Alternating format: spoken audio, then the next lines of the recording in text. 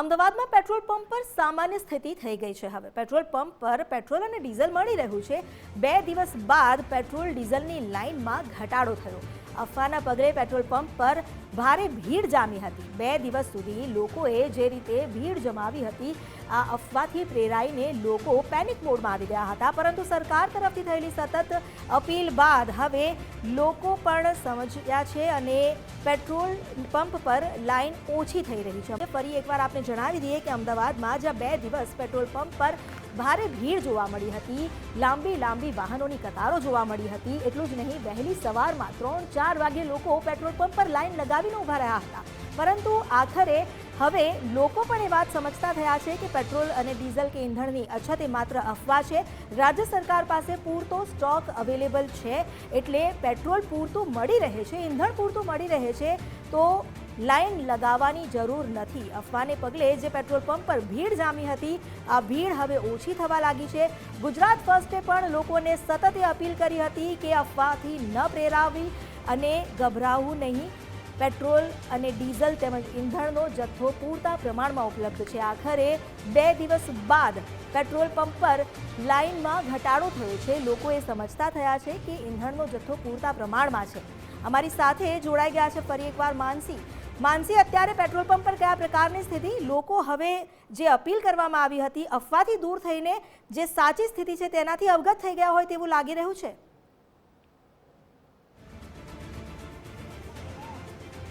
ચોક્કસથી જે અફવા ફેલાઈ હતી કે પેટ્રોલ ડીઝલનો જે સ્ટોક છે તે ખતમ થવાને આરે છે, અને આ અફવાઓના કારણે છેલ્લા 3 દિવસના અમિતા આપણે દ્રશ્યો જોયા કે દરેક પેટ્રોલ પંપની બહાર કાળઝાળ ગરમીમાં પણ લોકોમાં એવી દહેશત ફેલાઈ હતી કે પેટ્રોલ નથી, તેના કારણે લોકો ગરમીમાં પણ કલાક 2 કલાકની લાઈનોમાં ઊભેલા જોવા મળતા હતા। દરેક પેટ્રોલ પંપની બહારના આપણે દ્રશ્યો જોયા હતા।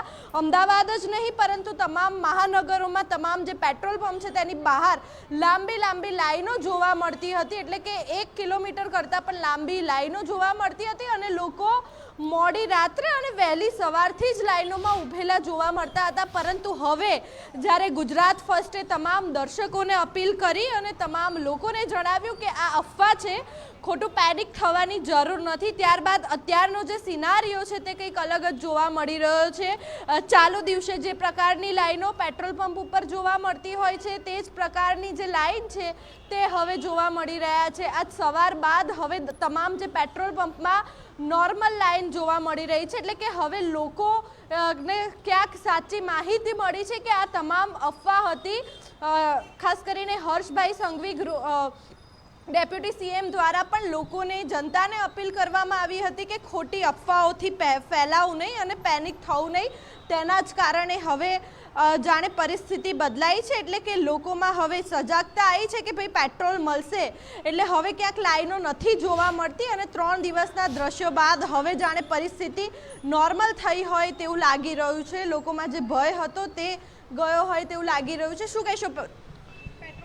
આમ તો પહેલાં બહુ લાંબી લાઈનો હતી, પણ હવે ઘણી ઓછી લાઈનો દેખાઈ રહી છે। તમને બી દેખાઈ રહી છે, અમને બી દેખાઈ રહી છે। એ પ્રમાણે જોવા લાગી રહ્યું છે કે હવે લોકોને પેટ્રોલનું એટલું બધું નથી પહેલાં જેટલું જે 2 દિવસ પહેલાં હતું। એવું જો 90% એવું બની શકે, પણ 10% જે યુદ્ધ ચાલી રહ્યું છે એ પ્રમાણે આપણે સતર્ક તો રહેવું જ જોઈએ, થોડું પેટ્રોલ તો પુરાઈ જ રહેવું જોઈએ। કે ખાવ એવું ના રાખવું જોઈએ કે ખાલી ટાંકી થઈ જાય ને આપણે છેલ્લે પેટ્રોલ પુરાવવા જઈએ, બરાબર? એટલે 10% બી જાય, થોડું સોશિયલ મીડિયાનું બી છે, બંને ફેક્ટર છે।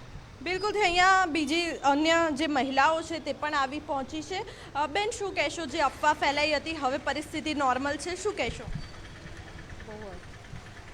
બિલકુલ, એટલે કે અહીંયા પેટ્રોલ પંપ પર અમિતા હવે નોર્મલ લાઈન જોવા મળી રહી છે। પહેલાં જાણે પરિસ્થિતિ અલગ હતી અને હવે જાણે પરિસ્થિતિ કાબૂમાં આવી ગઈ હોય તેવું લાગી રહ્યું છે। અનેક લોકો જે અફવા છે તે અફવા ફેલાવતા હતા। આપણી સાથે પેટ્રોલ પંપના અને કેટલાક લોકો પણ છે, તેમની સાથે વાત કરીશું। શું કહેશો? જે ભીડ હતી એ આજે ઓછી જોવા મળી રહી છે, ક્યાંક ને ક્યાંક હવે લોકોમાં સત્ય સામે આવ્યું છે? પબ્લિક સમજી રહી છે કે જે ચાલી રહ્યું હતું એ અફવા જ હતી, જે હવે પબ્લિકને સમજ પડી રહી છે। જે સોશિયલ મીડિયાના માધ્યમથી જે અફવા ફેલાવવામાં આવી રહી હતી એ હવે પબ્લિક સમજી ગઈ છે કે આ અફવા જ છે, પેટ્રોલ નોર્મલ મળી જ રહેવાનું છે અને રેગ્યુલર બેઝિસ ઉપર મળશે, એ જાણીને પબ્લિક હવે સતર્ક થઈ છે। એટલે નોર્મલ છે. પબ્લિક આજથી એવું લાગી રહ્યું છે કે બધા પંપો ઉપર નોર્મલ થઈ જશે અને માલ પણ પુરવઠો પણ ડેપોમાં બી ફૂલ છે, જે પ્રમાણે સપ્લાય બી બધાને મળી રહ્યો છે, એટલે બધા જ પંપો ઉપર હવે નોર્મલ થઈ જશે. ગુજરાત ફર્સ્ટના માધ્યમથી જણાવવા માગું છું કે કોઈ પણ પબ્લિક પેનિક ના થાય અને શાંતિથી દરેક પેટ્રોલ પંપ ઉપર પેટ્રોલ પૂરતું જ મળશે. કોઈ પણ પેનિક થયા વગર શાંતિથી પેટ્રોલ પુરાવજો. પૂરતો જથ્થો છે, ગવર્મેન્ટ જોડે પણ પૂરતો જથ્થો છે, એટલે કોઈ પણ પેનિક થયા વગર શાંતિથી પેટ્રોલ પુરાવજો. પૂરતું પેટ્રોલ કાયમ મળશે, મળતું રહેશે. બિલકુલ, એટલે કે આ પેટ્રોલ પંપના જે ઓનર હતા તેમને પણ ગુજરાત ફર્સ્ટ સાથે વાત કરી, જે મેનેજર હતા તેમને, અને હવે પરિસ્થિતિ બદલાઈ છે. એટલે કે ક્યાંક ને ક્યાંક હવે લોકો સમજી ગયા છે કે ખોટું ગભરાવાની જરૂર નથી, ખોટું પેનિક થવાનું જરૂર નથી.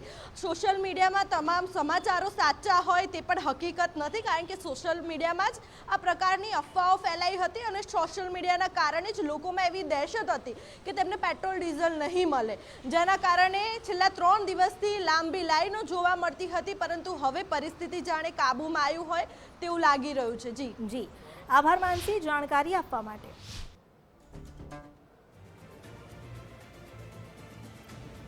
તો હવે લોકો પણ સમજતા થઈ ગયા છે અને સરકારે કરેલી સ્પષ્ટતા અને હકીકતથી તેઓ વાકેફ થયા છે. અત્યાર સુધી અફવાથી પ્રેરાઈને જે રીતે લોકોએ 2 દિવસ લાંબી કતારો લગાવી હતી, આ કતારો હવે ઓછી થઈ છે, લોકોની ભીડ ઓછી થઈ છે પેટ્રોલ પંપ પર.